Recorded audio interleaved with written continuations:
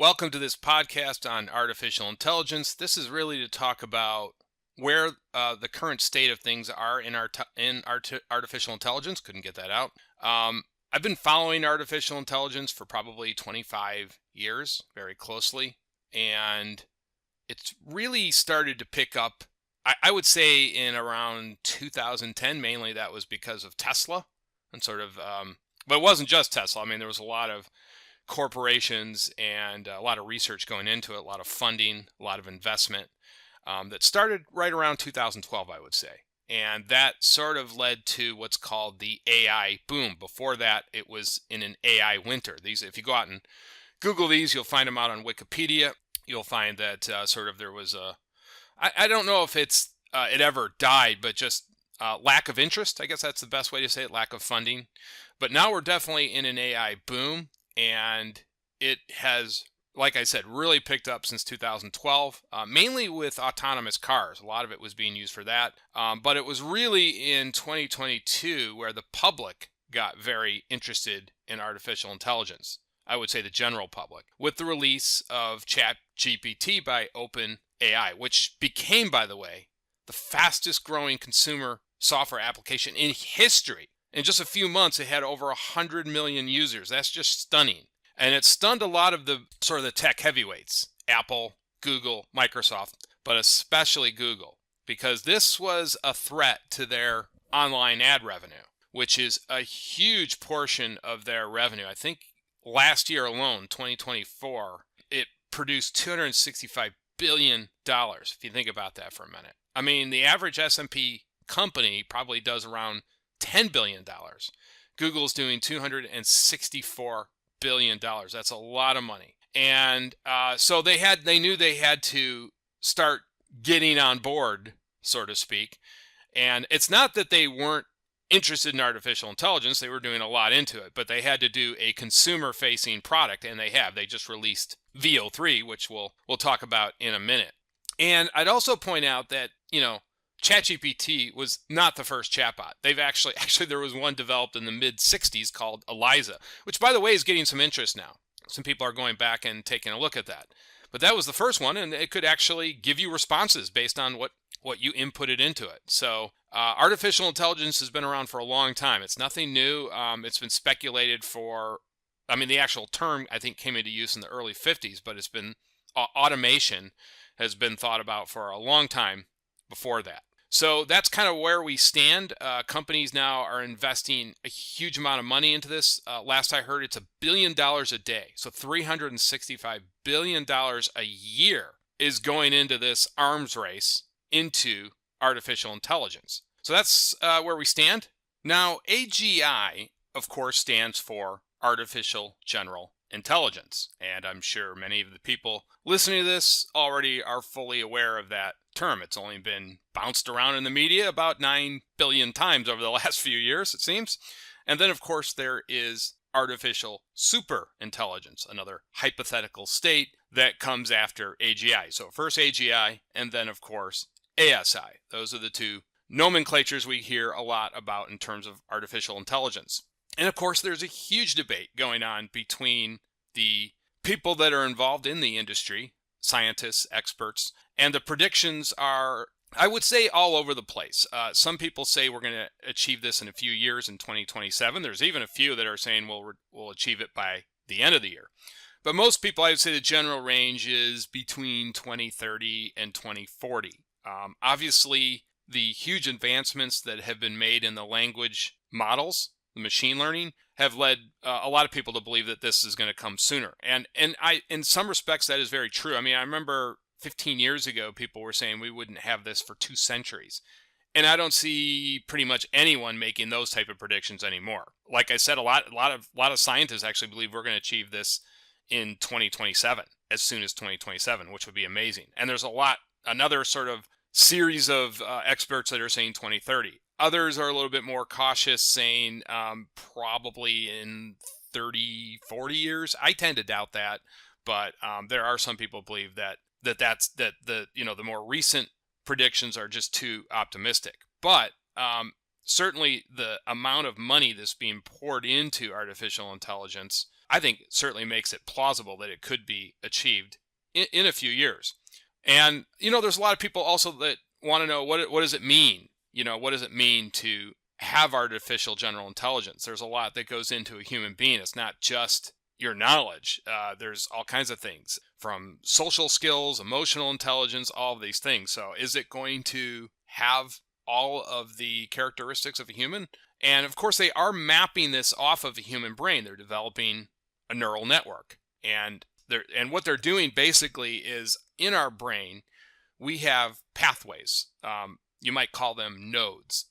And basically, some of this is when you're born, but a lot of it is environmental, how you grow up and how you view the world. A lot of it is determined in your childhood, but it's an ongoing thing. And so you may have a particular aversion to something or something you don't like. Well, that was developed through all the pathways in your brain over the years. Maybe you don't like spiders because you were bitten by a couple when you were a kid and now you have an aversion to them. So it's some sort of pathway that's going through your brain. So that's kind of how neural networks are being designed. They're being designed like the human brain. They have a bunch of pathways. When it makes decisions, it goes through all these pathways to get to that decision or whatever you're trying to do.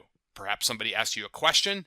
It goes through all these pathways. You provide an answer, and that's kind of what these ChatGPT is doing in many respects. You're asking it for some advice or an answer or something, and it's going through all of this node processing to produce that answer. So at basic level, that's what it's doing.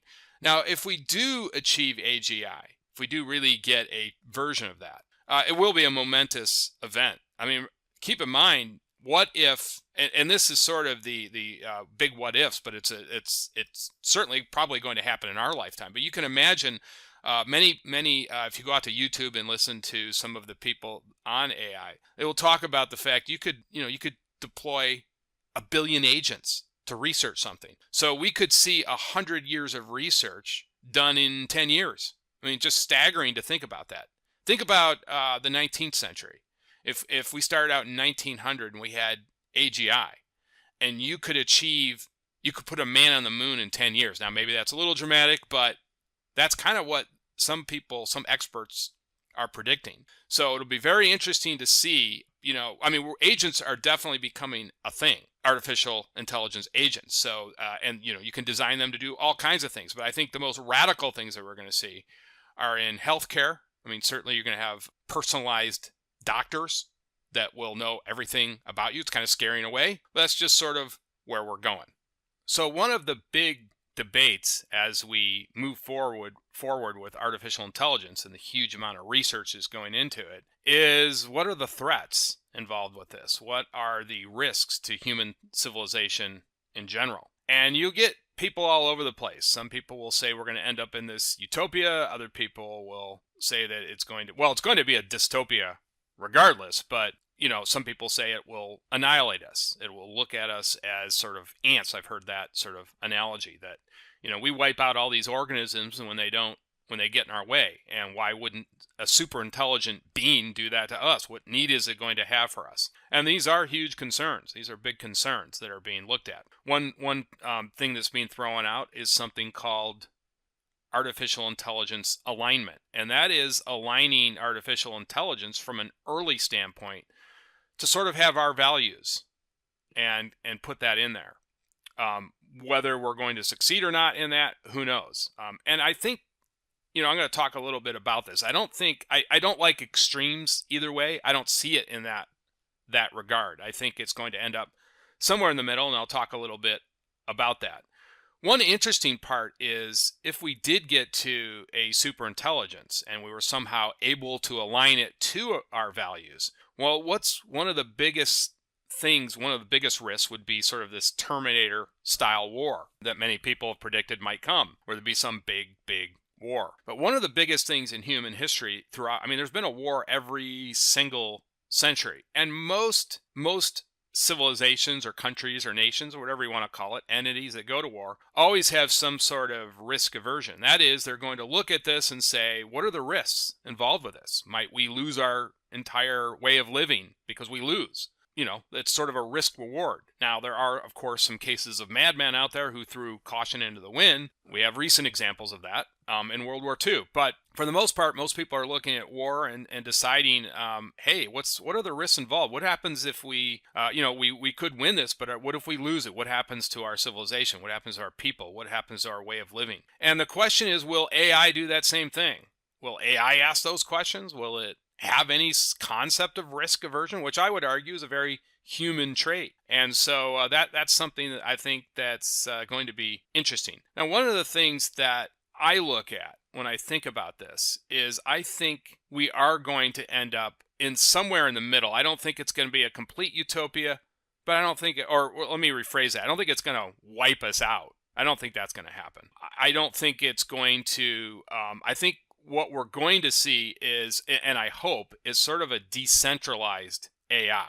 And I think that's very, very important. We don't want one AI to sort of take over everything. And I think, for instance, let's say OpenAI decided to merge with Microsoft and then Microsoft decided to merge with Apple. I think these things would be blocked on artificial intelligence alone. That's where I think we get into trouble.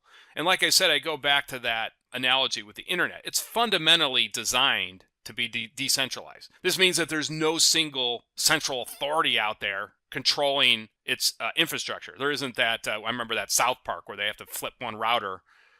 One router goes down and the whole internet goes down.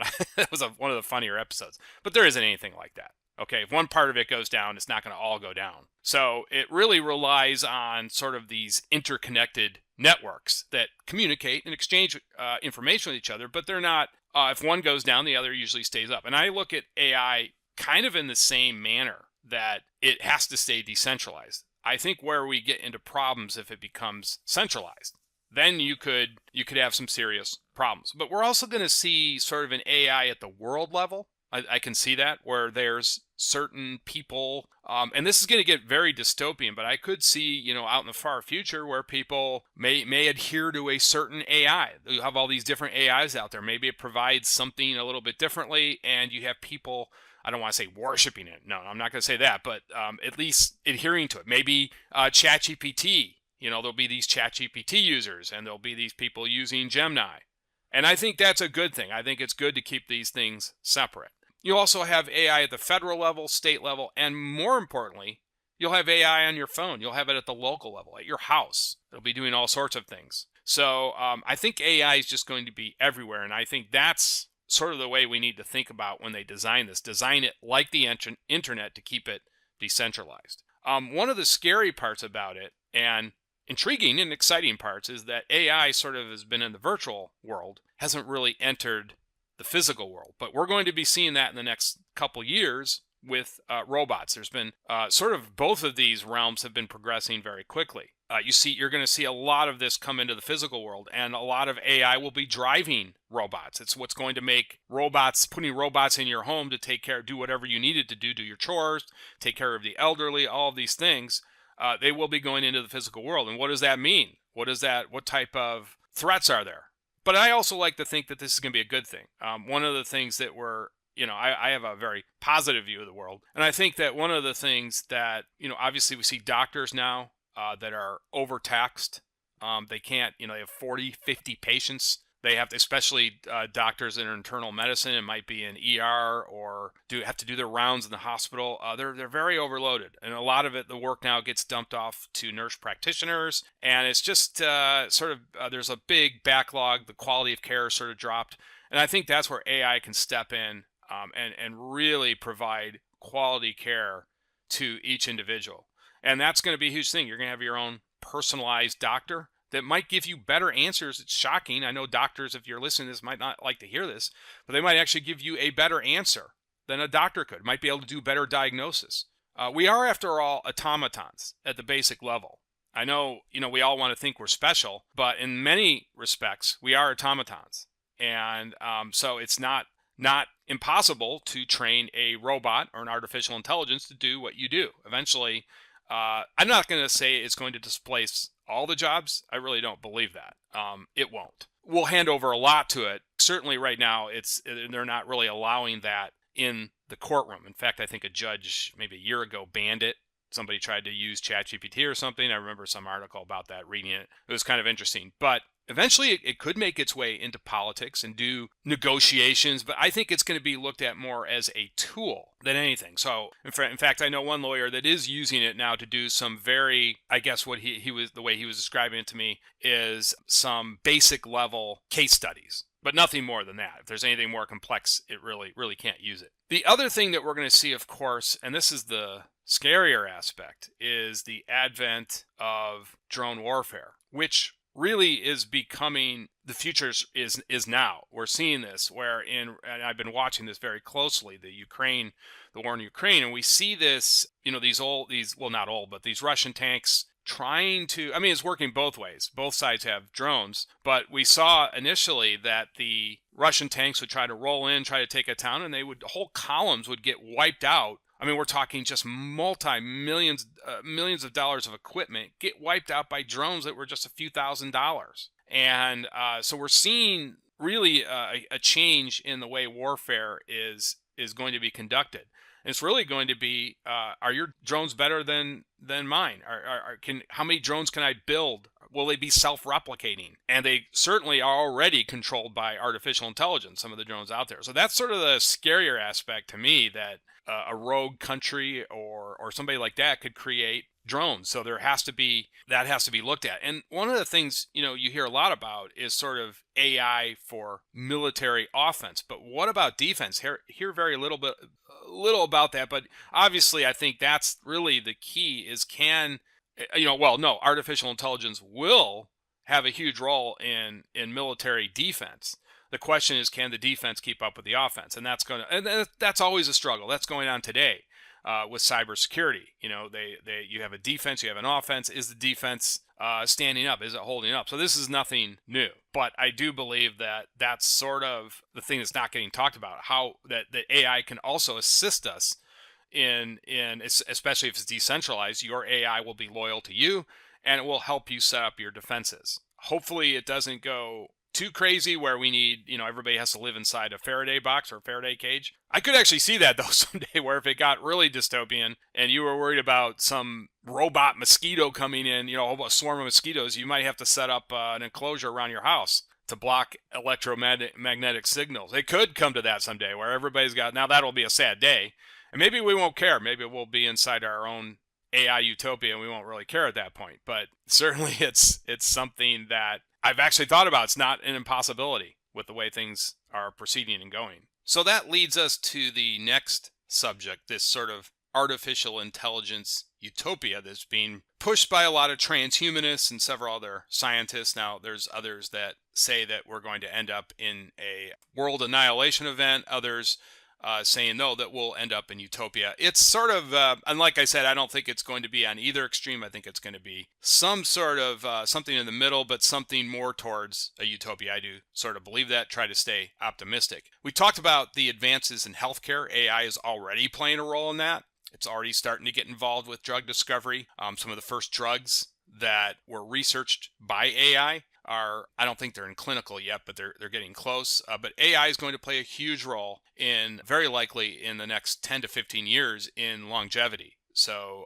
I don't know, I might be past that, but other people, like certainly people born today, are very likely, I don't want to say they're going to be immortal, but they're going to be living well into the average lifespan is going to increase dramatically. I wouldn't be surprised, 125, 150. I think Ray Kurzweil, somebody's saying 10 years to get 30 years, something like that. And that's probably what we're going to see. And again, it's going to be able to solve a lot of diseases because basically, think about it. You could take X number of agents and have them researching, let's say, ALS, which still has not been cured. But if you could deploy 1 trillion agents to that, let's say, I don't know, billion agents, whatever. The only thing really limiting us is compute power. But even that is, and that will be a problem going forward, but there's a lot of research going into that as well. But let's say you could deploy theoretically up to 1 billion agents to research that, ALS. You're probably going to get a cure, I don't want to say in months, but once they get to that point, it would be probably pretty quickly.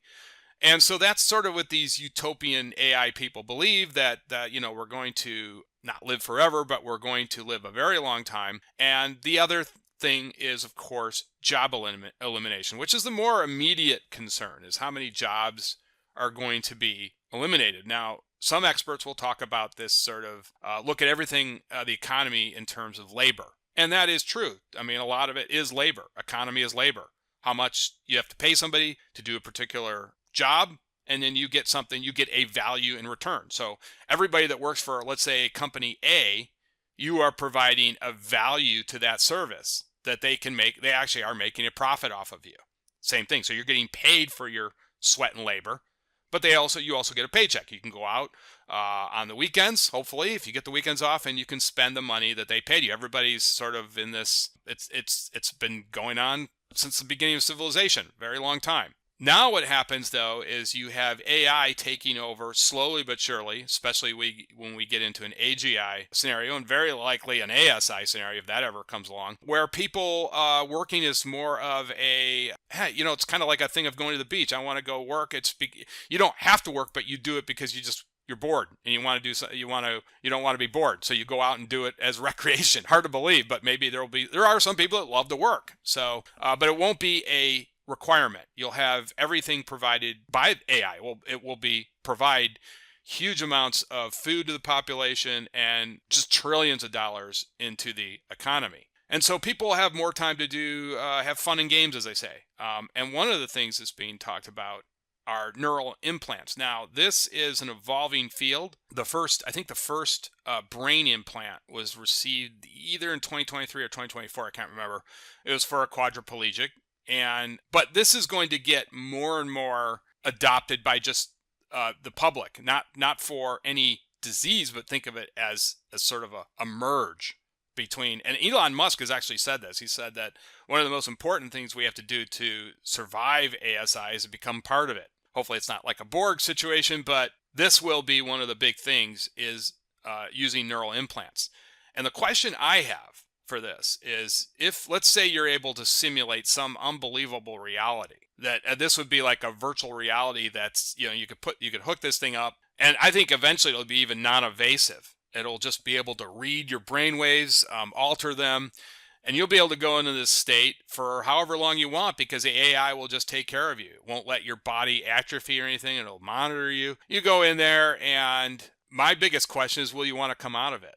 Because if we look at the world, you're going to compare your normal world versus being in some sort of matrix, which is a utopia. Well, where are you going to want to be? And I think that's one of the interesting aspects of this. Now, there are going to be some people, in my opinion, well, there already are, the people that are rejecting AI. In fact, there's people, I think it's Christopher Walken, says he doesn't even carry a cell phone. I mean, there's always going to be some amount of people that are going to completely reject this and say, I don't want anything to do with this. There's people that do not carry around cell phones. Hard to believe. I can't live without my cell phone. But there are people that want nothing to do with cell phones. And I think that's going to even be bigger for AI. There's going to be a huge amount of people that reject it. The question is, are they just going to be left in the dustbin? How will you be able to compete? How will you be able to survive without it? These are questions I have, which will be interesting going forward. And also, we're going to see drones. Now, I just sort of presented them in a bad light, but there's also a good side. And that's the way AI should be looked at. There's going to be bad sides, pros and cons to it. Like anything in this world, there's pretty much pros and cons. But drones will be, they'll be able to do a lot of tasks for you. A lot of autonomous decisions. We're already seeing some of them deliver goods, but it goes beyond that. They'll be able to help out with agriculture. It'll boost productivity in farming, help out with security, secure our borders, secure ports. And that's going to be really important, I think, securing the ports, because rogue actors could try to ship something in some container. I think it's going to be extremely important to really boost security through AI drones. And that's the thing. They're going to be used, again, for defense. Definitely. And some sort of, it'll be able to do inspections. The inspections will be much more thorough. I mean, obviously, if you could do 1 million drones to keep an eye on everything that's coming in, I think that's going to be very important. So, yeah, I think that's where we are, kind of heading to a sort of utopia. And the question is, how many people want to buy into it? These are going to be the big questions going forward. But it's not slowing down. Like I said, it's just getting bigger and bigger. It seems like every day something new is coming out. If you go out to some of these YouTube, I think it's AI Explained, or one of them, AI News. I think there's an AI News one, which I subscribe to. It seems like every single day there's some new video with something that was it just came out, something new. And of course, in this last week, big announcement by Google, who sort of had their thunder stolen by OpenAI. When OpenAI released that chat GPT, as I talked before, was a huge risk to their advertising revenue. Well, Google released Veo 3. And, I remember Sora came out and I was stunned by what I saw. I couldn't believe it. I mean, these realistic videos, how amazing it was. Now, this blows Sora away. I mean, I couldn't believe what I was looking at. And I mean, what really amazed me by Veo 3 was the videos were so realistic that the background, which usually gets screwed up, looked very, very realistic. I was amazed by the background. That just stunned me. It all looked very accurate. Now, I can still see some areas. I think there was somebody jumping in one of the videos, and I said, that looks fake. But they're going to eventually iron all that out to the point where you're not going to know what's real and not, or what's real and what isn't. And I mean, we're already pretty much there. I mean, you're going to see a huge amount of videos on YouTube. Just, you won't know if it's real or not. You'll see somebody walking in Tokyo and you'll think, how do I know if that's real? And maybe we won't care. I think that's one of the things that's going to eventually, you're going to have your own AI world and you won't really care whether it's real or not. You'll just enjoy it. And I think that's going to be it will be adopted by a lot of people. I don't even think this is a younger, I have people that are older than me, and I'm in my 50s, that are using AI. So I think it's sort of a misnomer that people think that it's not being used by older people. There's people, I know people in their 80s that are using this and going out to ChatGPT all the time. So I think it's going to help out everybody at all age groups in some way or another.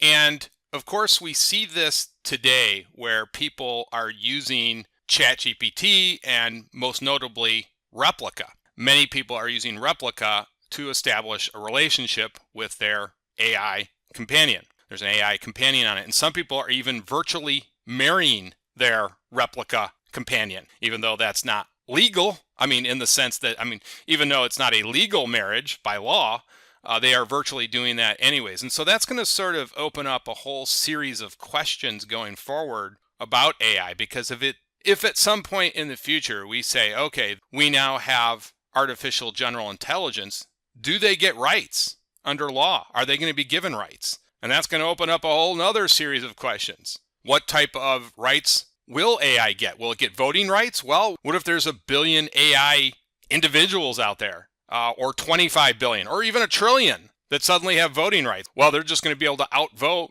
all the humans right out of the gate. Now, I don't see that happening in the short term, but who knows in the future? We'll have to wait and see. But definitely, people are becoming more and more attached to their chatbot, and that's because that chatbot is going to begin to learn about you. It will remember everything about you. It will provide responses that you want to hear. You might even think of it as the best version of yourself. Now, I would find that kind of boring. Who wants to be around yourself? You want to be around different people. And perhaps you could tell your chatbots or your AI companions in the future, I want somebody totally different. Please do not give me the perfect response every time. That's going to be something that will be very interesting going forward. Thanks as always for listening.